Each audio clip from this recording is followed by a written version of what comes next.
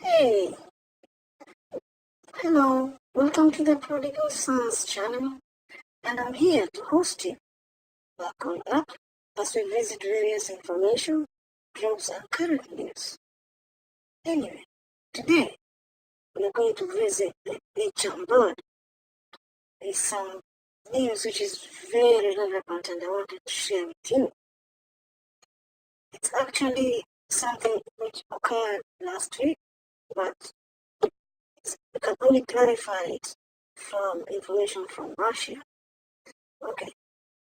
The title says that gun battle leaves Trump assassin dead as defecting agents threaten to leak classified 911 documents. Okay, the story says a jaw-dropping new Foreign Intelligence Service (SVR) report circulating in the Kremlin today states that information obtained under interrogation from accused American spy Paul Wheeler, revealing that he was a member of a rogue U.S. Marine criminal organization, was relayed directly from President Putin to President Trump. And upon whose receipt of saw Trump ordering all U.S. Marines guarding him at the White House to be immediately removed. And shortly thereafter, saw one of these U.S. Marine guards being killed in a gun battle with U.S. Secret Service agents at his Washington, D.C. barracks, and whose killing of this believed to be Trump assassin comes at the same time. At the same time, the mysterious U.S. military organization QAnon revealed that over 70,000 sealed indictments have now been issued for deep state operatives. And in retaliation for this assassination attempt, now sees the equally mysterious Trump Royal International Hacking Group, the Black Overlord, threatening to release the most classified U.S. government documents, exposing the real truth behind the 11th September 2001, that's 9/11, attacks on the United States. Wow. Then it says, note, some words and or phrases appearing in quotes in this report are English language approximations of Russian words, phrases, having no exact counterpart. This is a very interesting information.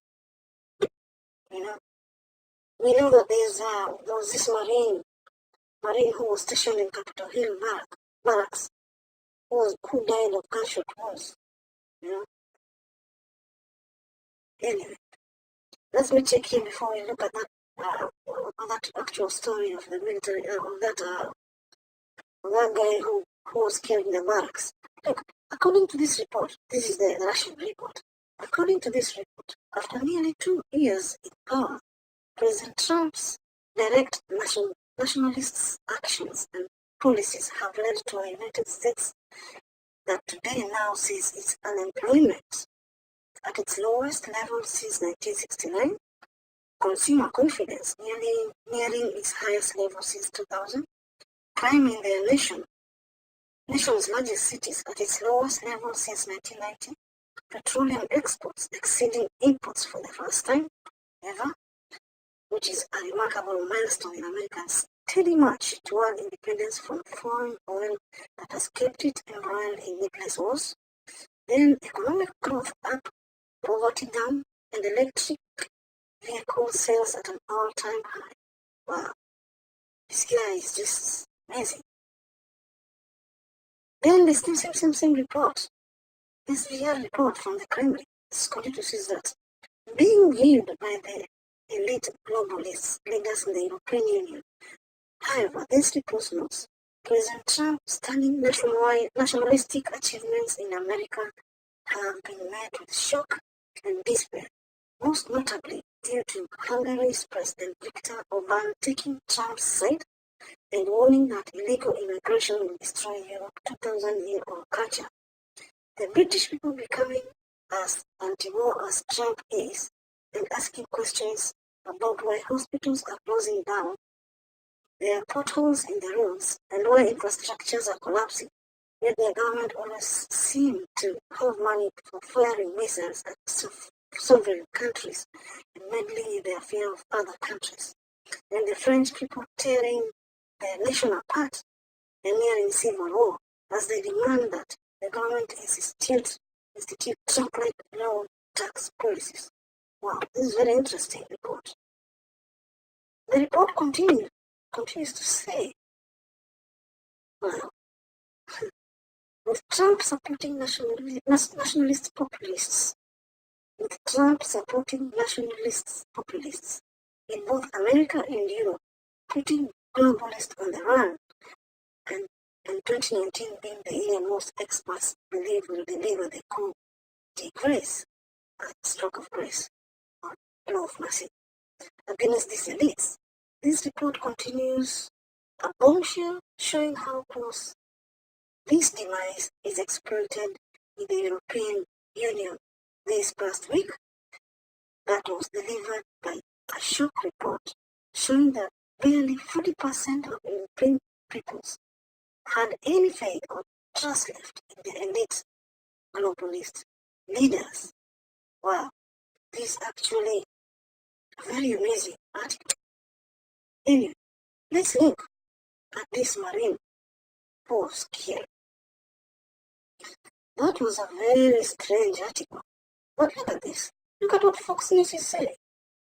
Marine stationed in Capitol Hill barracks dies of gunshot wound. It reports. Okay, let's listen to this. Is it what the Kremlin was referring? Or is it a different thing?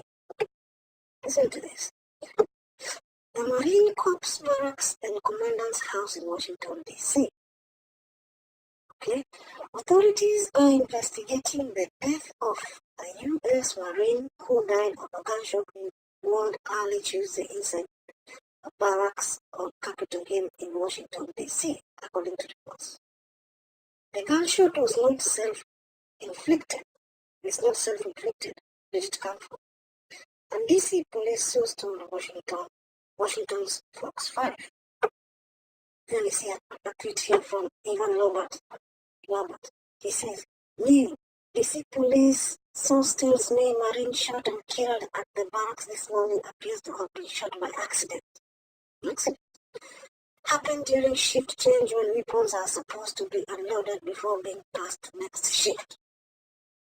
Appears that didn't happen. But Fox 5 DC. Okay. Who knows? Authorities believe the Marine was killed by another Marine by accident during a shift change around 5 a.m.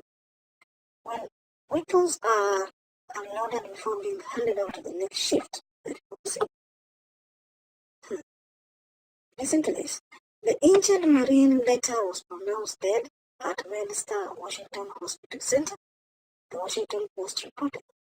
No arrests were made, and neither Marine was identified. The deceased Marine was described only as having been in his early 20s, the Post reported.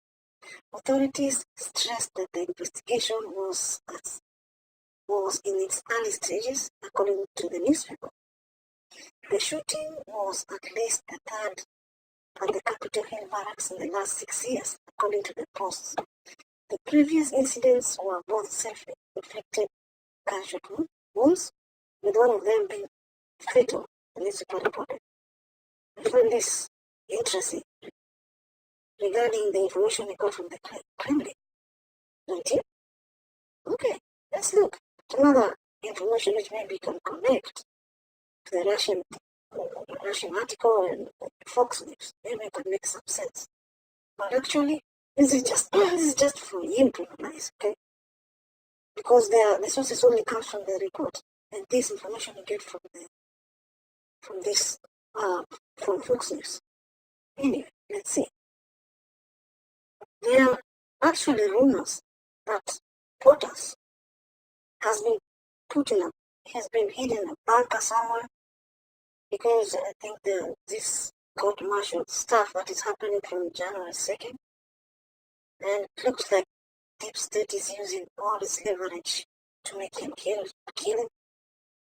I'm not sure about that, but you can see what the White House is doing. There's this article which says White House says Trump is in the Oval, that is Oval Office, as Marines who guard the West Wing when the president is in it go missing. Interesting. It's very interesting considering what we have heard from the crime. It looks like some truth, you know. It looks as if there's something we're not actually saying. Anyway, in Marines, and we heard that there was a Marine who was actually killed. Trump said Monday, I'm in the Oval Office. Democrats, come back from vacation now and give us the votes necessary for border security, including the wall. Marine sentry who stands guard outside the West Wing whenever the president is in, it was not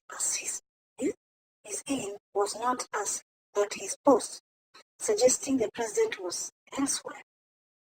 Deputy Press Secretary Hogan Gidley said in an afternoon tweet that Trump was in fact in the Oval Office, even though a Marine was not outside. No one could say why the Marines were not outside if Trump is in the Oval Office. Interesting. Why do you have to keep saying the Oval Office? Why? Unless you're not there. You don't even need to say. Okay. Let's continue the article. The White House slapped back at suggestions on Monday that the president was not in the Oval Office working when he said that he was in a morning tweet. The Marine sentry who stands guard outside the West Wing whenever the president is in it was not at his post, suggesting the president was elsewhere. Deputy Press Secretary Hogan Gidley said in the afternoon tweet that Trump was, in fact, in the Oval Office, even though a Marine was not so. I don't understand this article. Keep repeating. And then, let's continue. On several occasions over the holidays, when Trump claimed to be with him, the Marine was not standing outside, including on Monday morning when Trump tweeted to say he was in the Oval Office waiting for Democrats to approve the funding of Buddha. At 10:37 a.m., tweet said, I'm in the Oval Office. Democrats, come back from vacation now and give us the votes necessary for border security, including the wall. We voted yes in 2006 and 2013. One more yes, but with me in office, I'll get it built fast. White House reporters posted photos of the West Wing entrance and noted that the Marine was missing. Marine sentries guarding the West Wing normally rotate through their shifts every half hour when Trump is in office and has done so for the last decade. No one could explain to DailyMail.com on Monday why they have not been seen at their post for more than a week. The Pentagon directed a request for comment to the White House. The White House suggested calling the Pentagon for up-to-date information. Marine sentries act as the dome for the president and a symbol of his presence whenever he is in the West working. A December 2009 video released by Barack Obama White House explains they are responsible for opening the door for guests and staffers who enter and exit the West Wing as well. Secret Service alerts them to movement by the president and approaching guests with a buzzer. 4 sentries working 30-minute shifts guard the West Wing from the time the president enters until he departs. Reporters use the West Wing Marine to track the president's coming and goings from the Oval Office to the residence and other locations on and off White House grounds. Last week, when the Marine was not at his post all morning, journalists suspected the president had made a covert trip to an American outpost overseas. The president and his wife were in Iraq on a secret visit to Al-Assad Air Base.